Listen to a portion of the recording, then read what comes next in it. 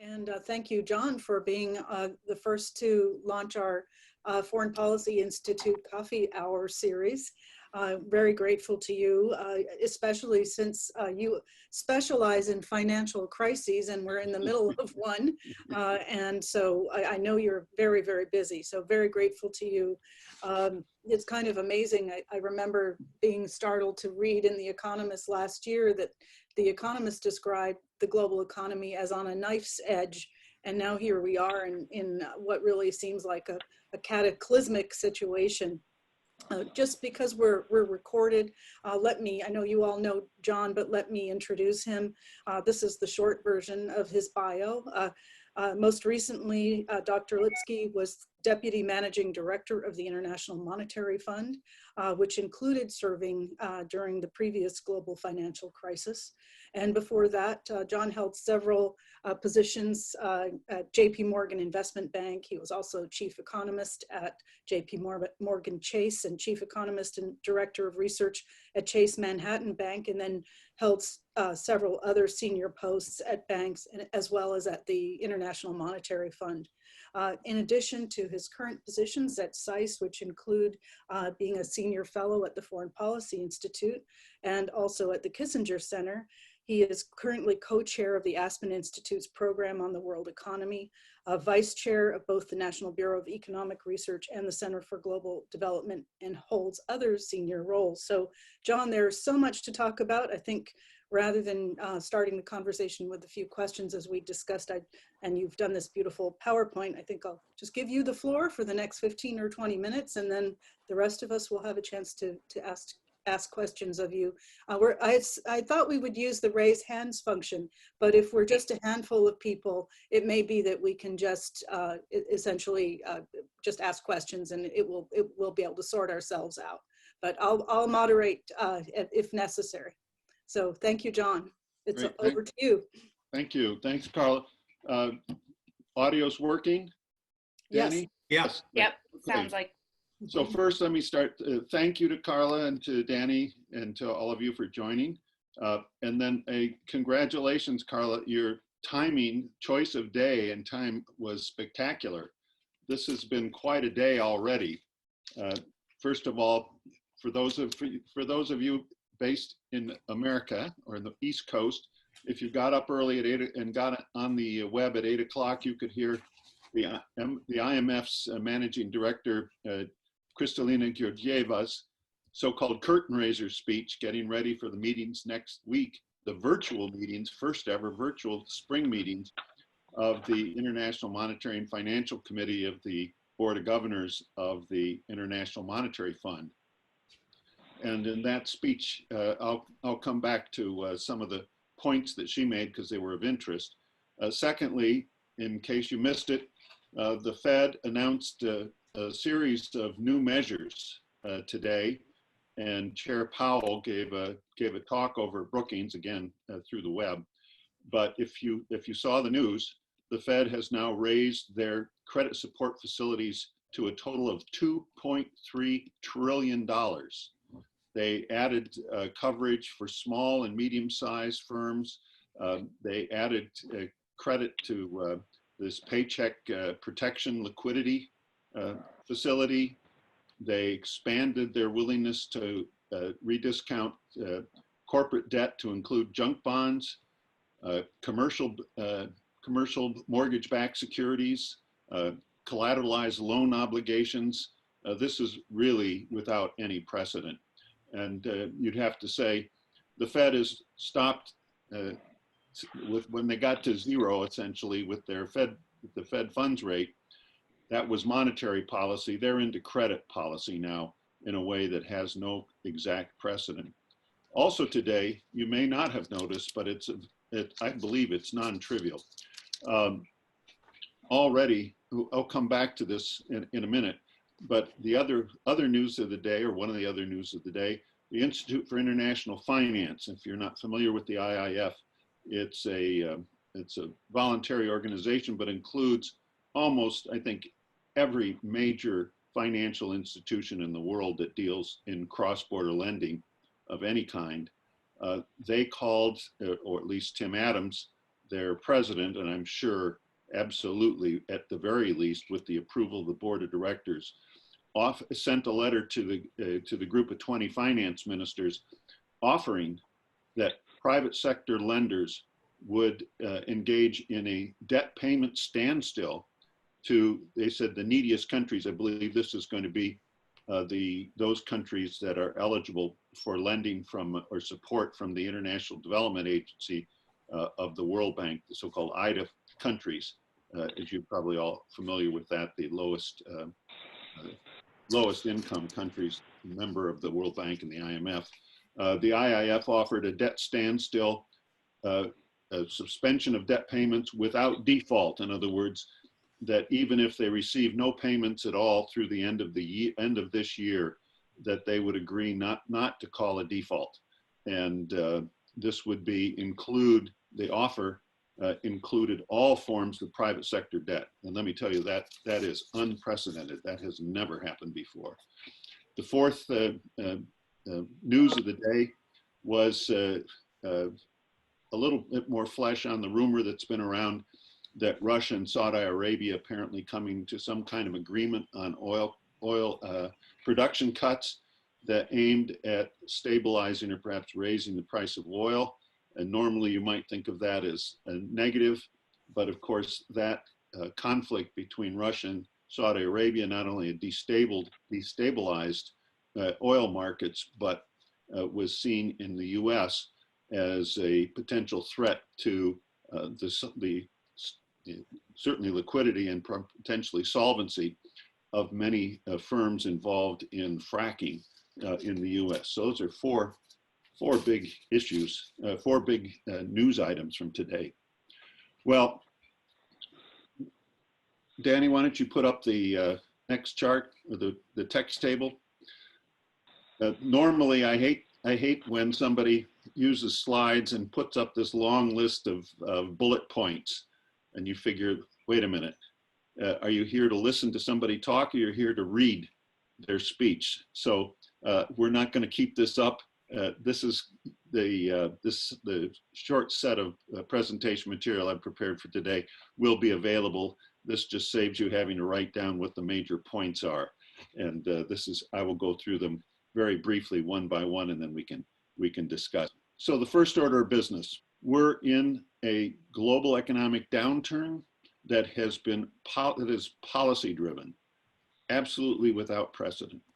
The IMF this morning, the managing director said that they had, having previously called for their previous forecast, the new one will be out next week, the previous one had called for a relatively steady international growth this year. Now they are calling for sharply negative global growth this year. They say the downturn is going to be bigger than that during the global financial crisis, that is 2008, 2009. What she said, which was particularly striking, was that whereas 2 months ago, they characterized the outlook that 160 of the about 190 member countries of the IMF would experience positive growth in per capita income this year. 2 months later, their forecast calls for 170 member countries that there will be a decline in per capita income this year. Again, there's never been a point like this in modern times. As she put it, their forecast, which is still quite tentative, of course, and very uncertain, we'll talk about that in a minute, is near the Great Depression.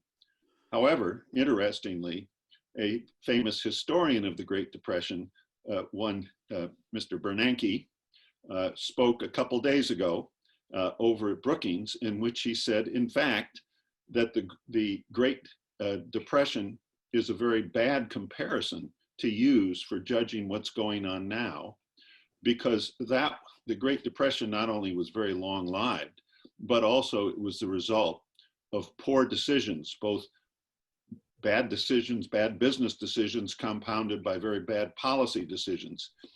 He said, a better comparison or a better way to think about what's going on is a natural disaster, but a natural disaster that has occurred on a global scale.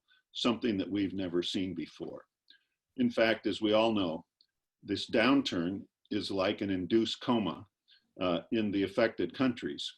And here's a point that I think is interesting and disturbing. We all know this began in China. China suffered a serious setback.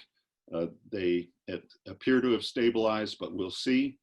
The US is just in the midst of a serious downturn. Europe is in the midst of a serious downturn. And the latest news makes it look as if Japan is becoming engulfed in a more serious way than was the case before. So in other words, the largest economies in the world have already been affected by this virus.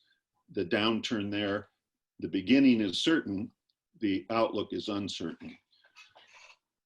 Here's the next point that I think is very disturbing, and one that the managing director emphasized, and is, I think, very striking, that so far, the hardest hit have actually been the most vulnerable countries.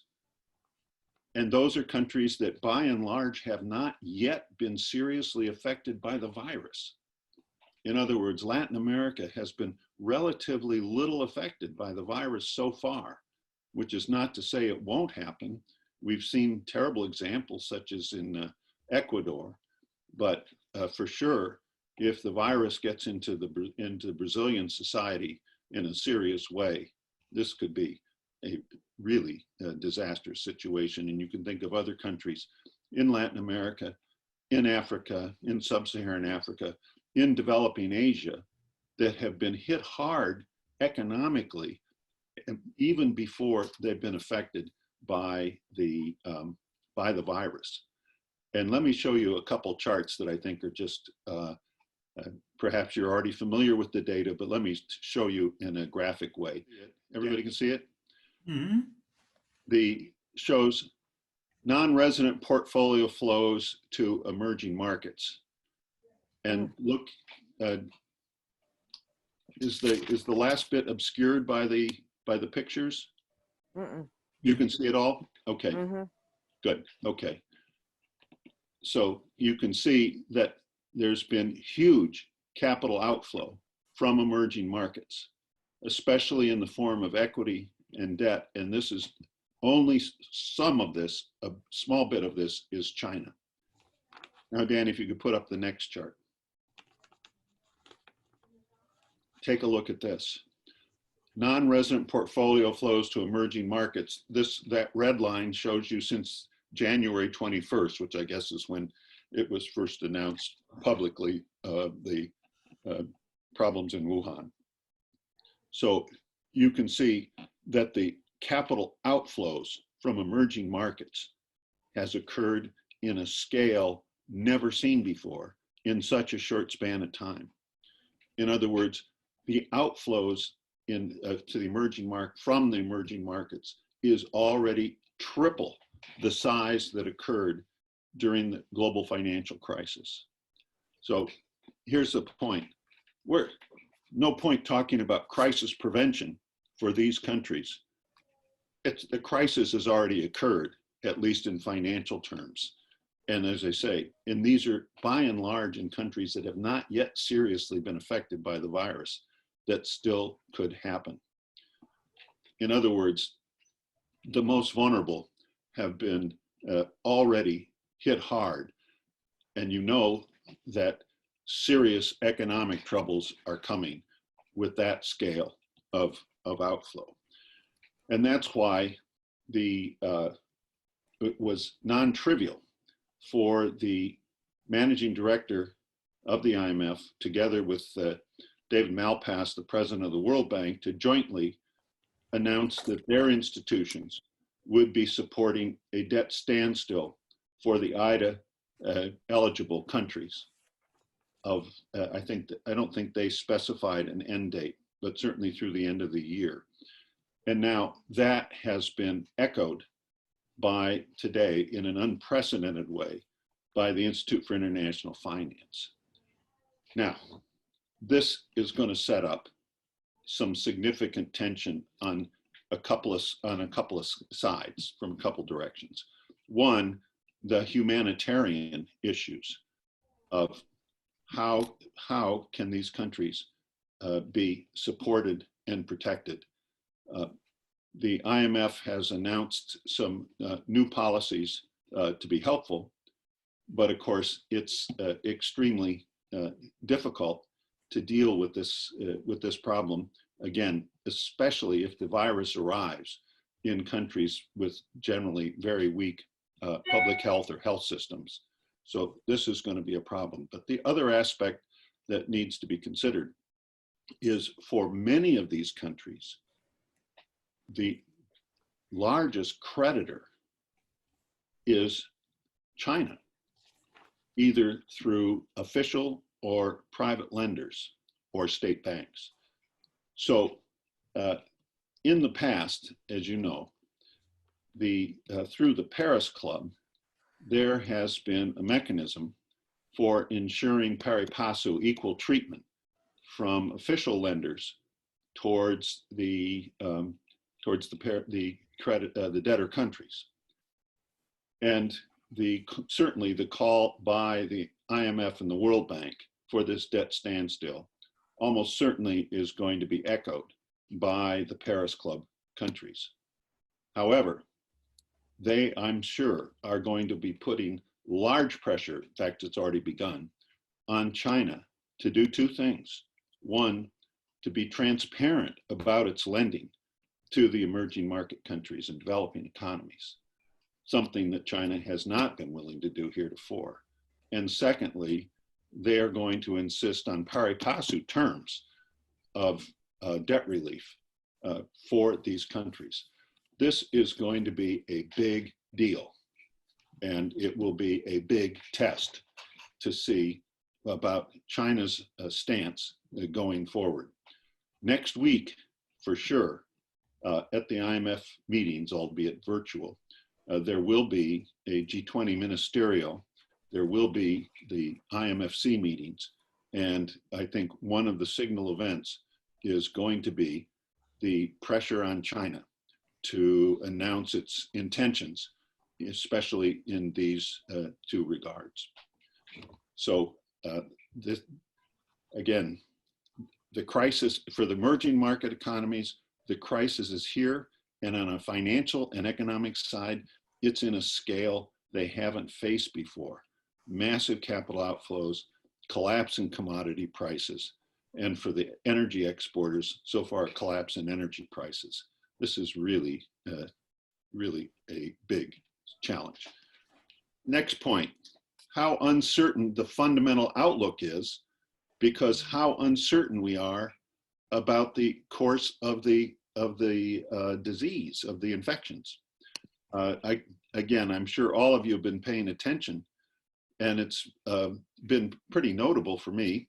A couple days ago, I listened to a talk from Zeke Emanuel, who you may probably be familiar with, whose work you may be familiar with. A thought that was echoed, I understand, yesterday with an interview with Bill Gates, in which they both asserted that in essence, we won't be back to anything even vaguely resembling business as usual until there is an effective vaccine available on a mass scale for this virus.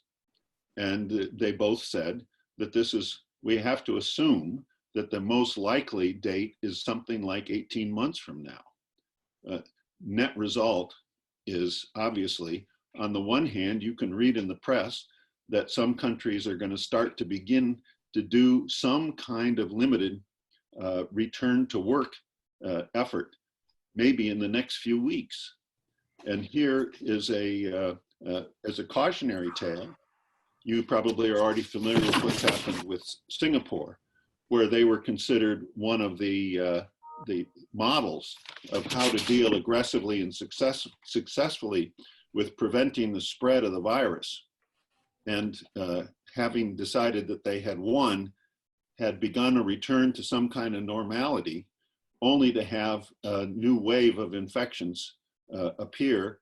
And over the weekend, they declared another month's shutdown. So the point here is simply how uncertain we are about the underlying fundamentals of the first of the virus and hence of the economic outlook. That is the reasoning given, for example, by the IMF, that the right approach here is simply a standstill on things like debt payments, because it's absolutely impossible in the current moment to make realistic assessments of the outlook. So to try to decide what is a liquidity problem, what is a solvency problem, etc., is absolutely impossible in the current moment. Hence the idea, let's just suspend payments for now, and we'll, down the road, when we feel more confident about the outlook, we can start to take decisions. So that much moves to the obvious need to marshal support for the economy. I'm always somewhat puzzled by the continued talk of stimulus measures. It's not really what's going on. What's going on are efforts to provide, let's call them artificial or unusual income support for households, for businesses, to maintain at least some basic level of activity and preserve what they can for such time when more normal activity can be resumed. There are no easy measures, especially in the US, because we just don't have a history of doing things like that, as opposed to, for instance, labor market safety nets in countries like Germany or the UK that are much better developed. But nowhere has anyone dealt with something on this scale with the possibility of this kind of extension. You can see when you look at this a couple of aspects. I, of course, was at the IMF as first deputy during 2008, 9, 10, and 11. And the hallmark at that time was a sense of shared danger, a sense of joint responsibility, an absence of any sense of great power rivalry, rather a sense we're all in this together and we've got to act together. The first resulted in an important, to my mind, the most important institutional innovation of the global financial crisis was the creation of the G20 leaders process. And that was created in a matter of weeks. After Lehman's collapse, the first G20 leaders summit took place in early November of 2008, came up with a very pointed, concrete action plan, followed up in April 2009 with the London summit, with a pledge of $1 trillion for the IMF, et cetera, et cetera. The sense was coherent, collective, cooperative action. And you'd have to say that's completely absent in the current moment, in which there's been a sense of countries first, nationalistic approaches, interestingly, not supportive of political extremes, but actually more centrist in its political effects.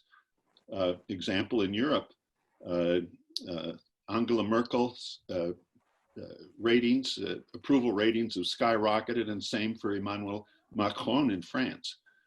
At the same time, it has given rise to conflict in a way that we simply didn't see before. There wasn't wide scale standing up. You didn't see the leaders of China standing up in 2008 and 9 and saying this was all the US's fault and they should take the brunt. Everyone should blame them.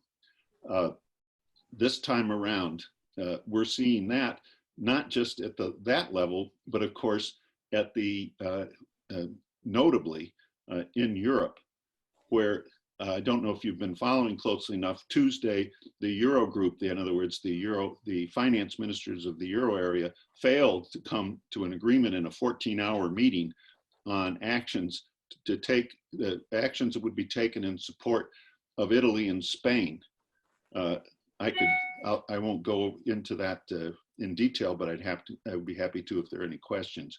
And theoretically, there's a meeting tonight of the Eurogroup, hopefully that to resolve this kind of important issue that could bear on the outlook for the EU solidarity going forward. So there's a lot of action. It's not that there's no action. The US action, unprecedented, as I've already said. In fact, Managing Director Georgieva this morning said that they'll show in the IMF's Fiscal Monitor publication next week that total measures taken so far, fiscal measures, have totaled about $8 trillion so far. So it's not that there's been no action, there just hasn't been action in a sense of coherence and consistency. Obviously, going forward, we're going to need a reactivation strategy, but it looks like it's going to be very difficult in many ways. First, it's going to have to be associated with some kind of a testing regime or some kind of decision process for deciding who will be allowed to go back to work and when. We'll have to figure out what happens if second waves appear of the infection. But I'm thinking more in economic terms, as I hinted before, with this unprecedented amount of support being supplied. Eventually, we're going to come to decisions about who has had liquidity problems and who has solvency problems.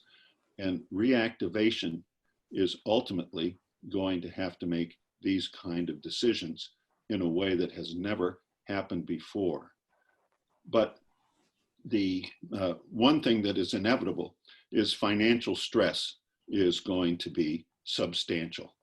Already we've seen a substantial widening of credit spreads in the US market and elsewhere.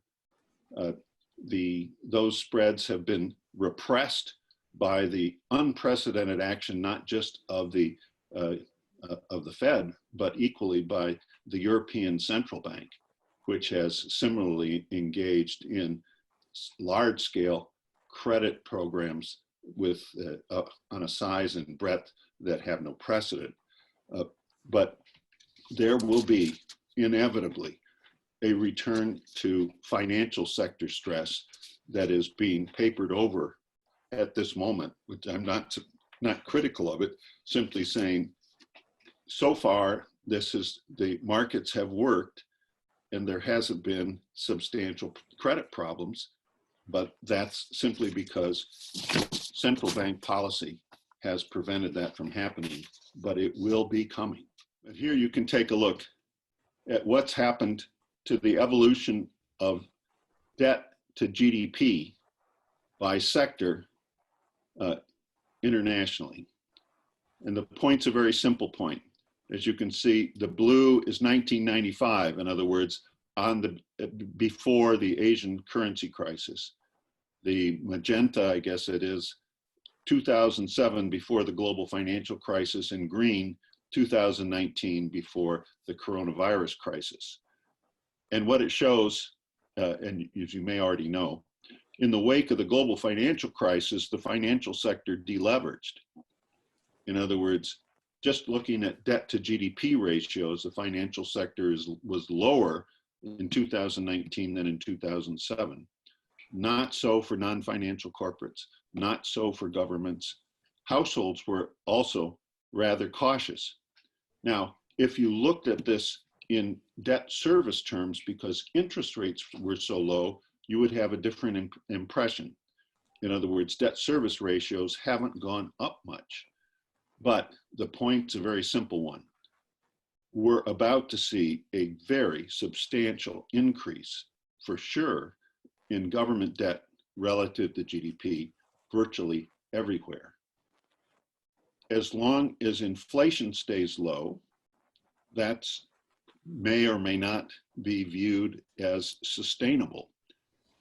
But if inflation goes up, it will quickly be seen as unsustainable.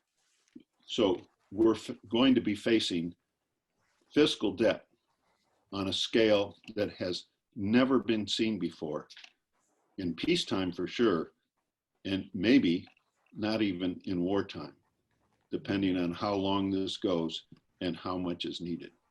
So, bottom line here, unprecedented challenges at a speed that's never been seen before, that impressively have elicited huge scale responses, but the response has come in a form that is unfamiliar, because we're dealing with challenges that in many ways are unfamiliar, and left with a huge amount of uncertainty in a context in which the notion of international cooperation heretofore has seemed dramatically reduced relative to what it was just a decade ago in the financial crisis. So I'll stop there and see if anybody else has comments or issues to discuss or things you'd like to point out. Yeah, let me open the floor. Thank you so much, John. But what a bleak and challenging picture you've given us. Yeah. It's amazing. It's hard to absorb. I think I'm sure that colleagues have questions, but one of the things that struck me was your statement about how much fiscal support has already been provided. 8 trillion you mentioned, and I remember reading an article maybe in The Economist that there were estimates that we would need 8.2 trillion or 8.3 trillion, something like that. But the same article discussed that sort of suggested that a number was arrived at with an expectation of global coordination. Are there any estimates of what the costs are of our failure, of the world's failure to coordinate fiscal policies? So far, I would say it's ambiguous, because in the end, everybody's done a lot. They've just done it in an idiosyncratic way.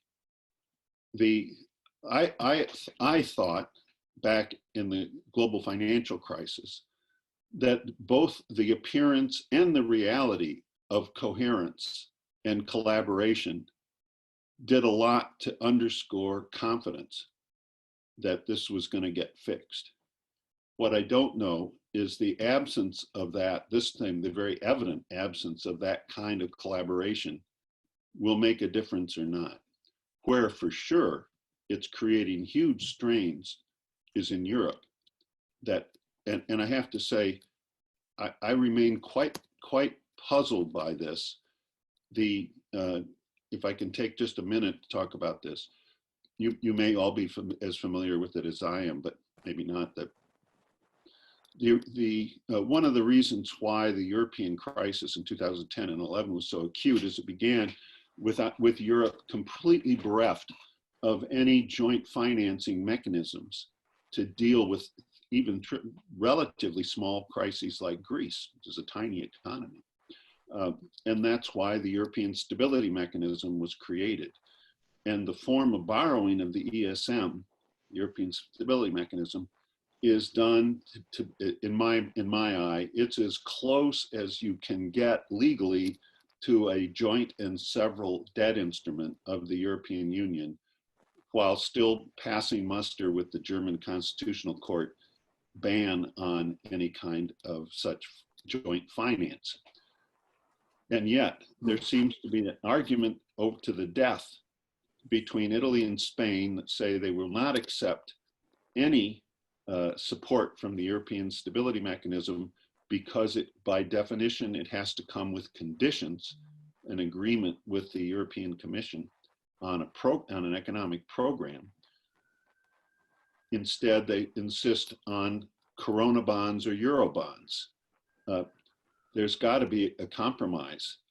I was on a call earlier today with the former German foreign minister, and I remain completely perplexed as to why this remains such a huge issue.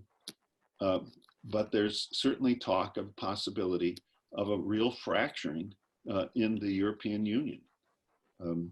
Today's this may be posturing. I assume that there's got to be an agreement on in some way to provide some large-scale ESM financing to both Italy and Spain. If not, Carla, if that turns into a real significant dispute, that will be a cost that will be, I fear, would be rather substantial in terms of denting confidence. But of course, my idea is it would be crazy, so they've got to arrive at a solution. John, thank you so much for the sobering, as Carla said, and but really informative presentation. Several occasions you mentioned China, and just emphasize and get your comment on this. It seems to me, far from cooperation, the United States, or at least powerful voices in the US, particularly beyond the financial world, are calling in effect for retaliation against China. And there's talk of, reparations and who's to blame. And so we don't seem to just have an absence of cooperation, but we have an escalating hostility. So that's sort of the first issue. The second is on the issue of what your last chart, and that is sort of the debt position of our governments coming out of the previous history means we're already at high levels of debt at low interest. And so piling on more debt at higher interest is not sustainable. But, and this is my question, isn't China in a relatively bad debt position for this situation? In other words, if it's going to come up that China should have easier terms on the third world, just to put it crudely, isn't China going to be resistant, if for no other reason than it's not in such good shape itself? I think all those, Mike, all those comments are spot on. It strikes me, of course, as at this point, way beside the point, at finger pointing on this. The issue is to get this solved. The China, of course, has a serious internal debt problem to begin with. Yeah. And that's something I actually gave a presentation on here at SAIS last year. And there certainly hasn't been a solution in any important way.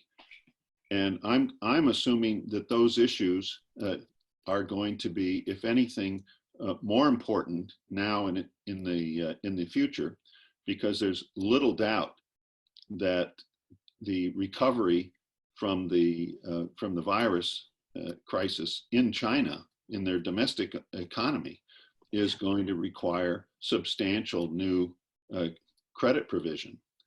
And one way or another, either it's going to be greater financial sector debt or public sector debt in a context in which already the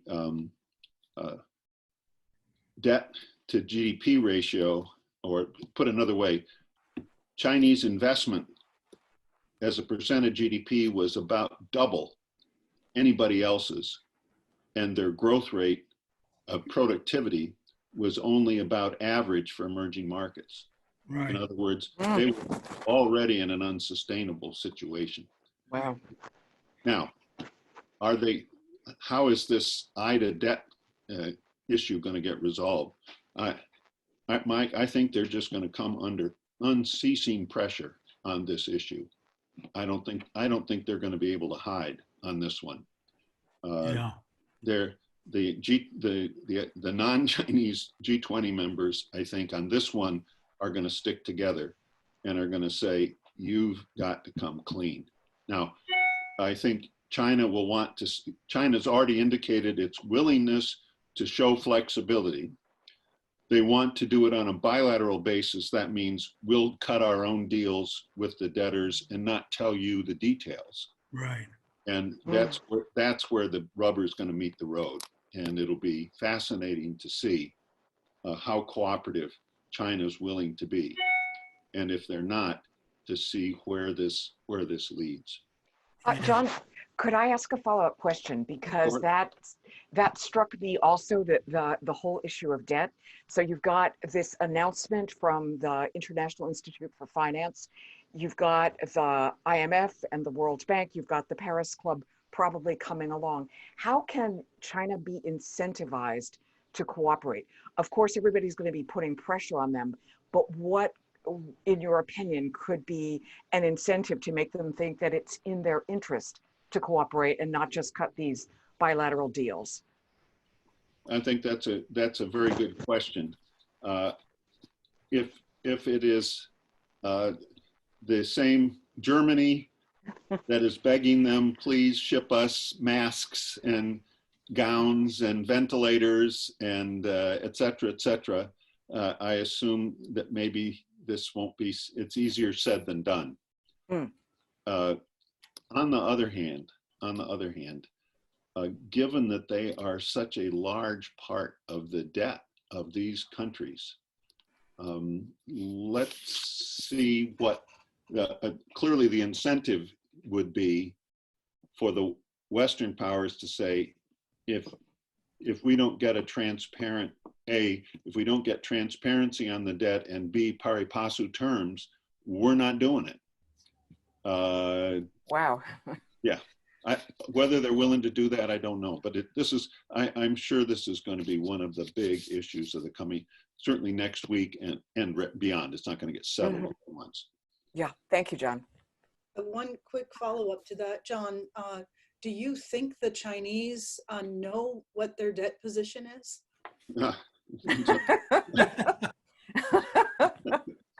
Let's put it this way, Carla. They say they do. I don't think they're, well, yeah, all I can say, as a kid, I was the IMF guy at the Brazil Paris Club in 83, 84. And amazingly, even back then, you discovered stuff that people hadn't fessed up to, even when you're talking about the so-called Western powers. So I'm sure that in China that there's a bunch of stuff that is not necessarily well known or well accounted for. That's Well, talking about Brazil, I have a question. It's Claudia. yes. Hi, thank you so much for the presentation. I have two questions. What do you think will be the impact of the crisis on globalization and on supply chains around the globe? And the second, do you expect protectionist pressures to increase inside the countries and position of tariffs and protectionist measures? And those are very, very good questions. And I thought of addressing them initially. Don't know the answer. Let's put it this way. In the global financial crisis, one of the 4 key agenda items of the G20 from day one, from the November 2008 Leaders Summit, was to avoid new protectionist measures and rather to promote new trade liberalization. And it didn't work. Mm-hmm. And in fact, the opposite happened. They failed. The best you can say is, since they all kept signing up to communiques that vowed they weren't going to do what they were actually doing, maybe it made things better than it would have been if they hadn't at least all given lip service to that notion. My guess is we're going to see, frankly, I would guess we're going to see a deeper degree of cynicism, and that there will be a communique that will support open markets, and there will be a reality in which there will be an attempt to redraw supply chains forcibly.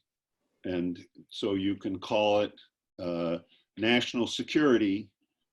It's going to be for health, medical supplies, that's national security, but it's going to involve lots of technology. It's going to involve all kinds of gear. It's going to involve medicines that are now being produced in India and China. And Oddly enough, Lombardy in Italy is a major area for production of medicines. I think it's going to be, your question is, as you can hear in my voice, you know some of the steps that are going to happen in an attempt to redraw supply chains, and you can just guess there will be efforts by those to increase protectionism under the guise of we're just looking after national security. So I think this is going to be a real challenge. John, did anybody else besides me see in the paper this morning about the global trend towards hoarding of foodstuffs that are produced within country borders? And so that's already an indicator of a disrupted supply chain in food. Yeah. Yeah. Very And scary. Yeah. There will be pious statements about this should be avoided and et cetera, and then it's going to happen. Yeah. Yeah, it's going to be tough. And interestingly, I don't think I believe this was not off the record. It was quite interesting to hear the former SPD foreign minister of Germany saying we're all basically hoping, praying for US leadership, but we're not counting. Wow. Just on the food angle, certainly if we look at just what happened with tariffs going up and other non-tariff barriers to flow of food to China, I mean, that was a trend already underway before this. Yeah. Oh, yeah. Yes, Oh, yeah. Mike. So it's, in some sense, this is feeding the negative trends already underway. You got it. Yep. Yes. Yeah. And it's, and as I say, who's the voice in favor of open markets is Xi Jinping, right? You mentioned Xi Jinping, and I'm sorry if somebody else wants to talk, I just can't see. But we haven't mentioned political stability yet. You know, at what point does, you could say this about China, and I'm sure many other countries, but, Xi Jinping loaned tons of money on BRI. Yeah. Xi Jinping didn't stop the virus. Xi Jinping lied about the virus. I mean, if this assumes sort of a political movement character in either China or the equivalent in other countries, I mean, we're assuming stable governments that have rational decision-making, or at least describable decision-making. But this, what do you think the implications are for political stability? Well, if it's China, I defer to you, Mike. But I think it seems to me that the initial response in the West is, and certainly the Western democracies, is to, somebody said, rally around the flag. Yeah. Rally around the existing leaders. Maybe that won't last, but that seems to be the first response. Whether that's the final answer is not clear. And China, I certainly dramatically defer to you. My only thought is, if it turns out to be much tougher to reactivate the economy than expected, let's put it that way, or that the authorities would like, I wonder what the implications would be. Yeah. I think you're right about the rally round is sort of universal, at least is the initial reaction. Yeah, I mean, it just seems sort of human. You want to hope that the guys who are there know what they're doing, right? In the first instance. Right. Yeah, I think you've seen that in fairly perhaps surprisingly strong popularity surveys that show that Trump is fairly popular. His popularity has fallen, but surprisingly strong, I think, given the current crisis. Exactly. I agree, Carla. Oh, yes, please. Yes, thank you so much, Yes. John Lipsky. I enjoyed very much your presentation. I would have two questions. They are from the perspective of a political scientist. My research is more into political science, international relations. So I was wondering, the first question is in relation to the estimated impact of this pandemic on international organizations as building blocks of order. How this will change. I mean, we have seen the World Health Organization has already come under stress in relation to the power dynamics. On the other side, we have organizations like NATO who are able to prove their utility. For example, they have done several strategic airlifting and transporting of essential material to countries in need. We have seen the European Union also under stress as well. So, I mean, given the importance of IOs as blocks of order, what would be your prediction on this? The second question is interrelated. How will the corona crisis impact on emerging or on great power competition and on US grant strategy? And I think here we have seen there were a lot of reports on China delivering faulty materials to countries, to many countries, or Russia delivering useless material. So I was thinking, are these emerging great powers or aspiring great powers, are they about to lose their credibility? And the second is, what about the US leadership?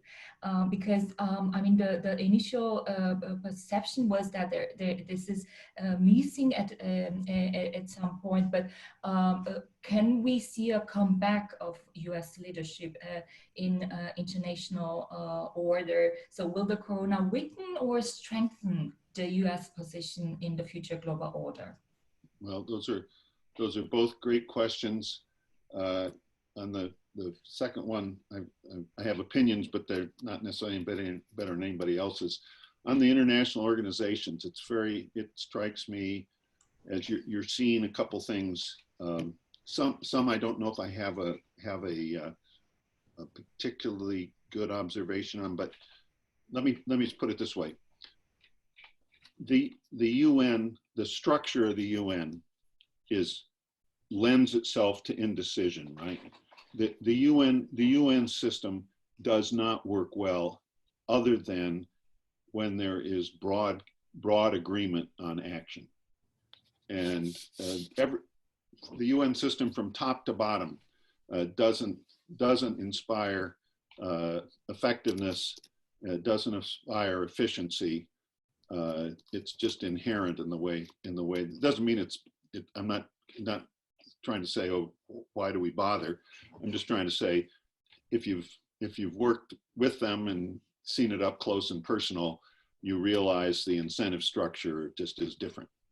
The Bretton Woods institutions were designed, they're structured to be effective, and they are effective. And when the going gets tough, they really get effective. Let me tell you, the IMF in a situation like that, you're like a commander of the Marines. These guys want to take the hill, and it can act effectively in the end because it's got a strong executive. And both institutes, the Bretton Woods institution, have strong executives, especially the IMF, and they can arrive at decisions that have legitimacy even in situations in which there's conflict, because they've got voting power, and the voting power doesn't provide vetoes on operational decisions to anybody. So I would say, so you can see that both especially the fund and the bank are attempting to be very proactive in the current environment. Let's see next week what kind of support that they get. But already, I should have mentioned this morning, should have mentioned today that this morning the managing director announced the decision that was taken yesterday that these so-called emergency, let's call them emergency funding arms, the FCI and the FCR of the IMF, the access was increased from 50% of quota to 100% of quota. In other words, access to liquidity funding, that's not really liquidity, but that's a detail. In other words, the fund is taking action and effectively, and let's see what they're going to ask next week. They're going to ask for approval of a new short-term liquidity line, a completely new facility. They're also going to ask for a new allocation of special drawing rights. In other words, these institutions are proactive, and I think they're going to be successful.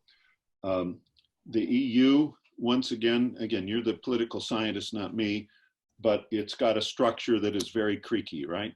It's a structure that doesn't lend itself to action because of the veto power of even small countries over substantial action. And let me tell you, I've been there, seen it, and done it. And if you think that the big guys can tell the little guys what to do in Europe, you're wrong. The little guys feel perfectly willing and able to say, I don't agree and I don't care. And we seem to be seeing that right now. Hopefully they will arrive at a compromise. So I would say, again, my observation is simply some of these international organizations are designed to be effective and some are designed not to be effective. And that's how it goes. Great power competition and US leadership, boy,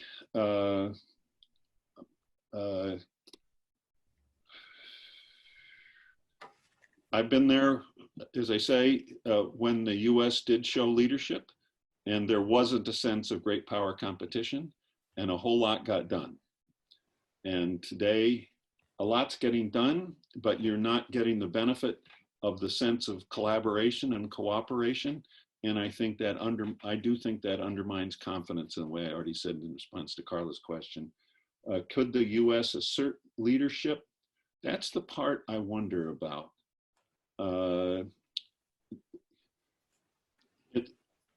It always, what comes to mind is an answer that we used to address at the IMF's executive board. How do you become a trusted advisor?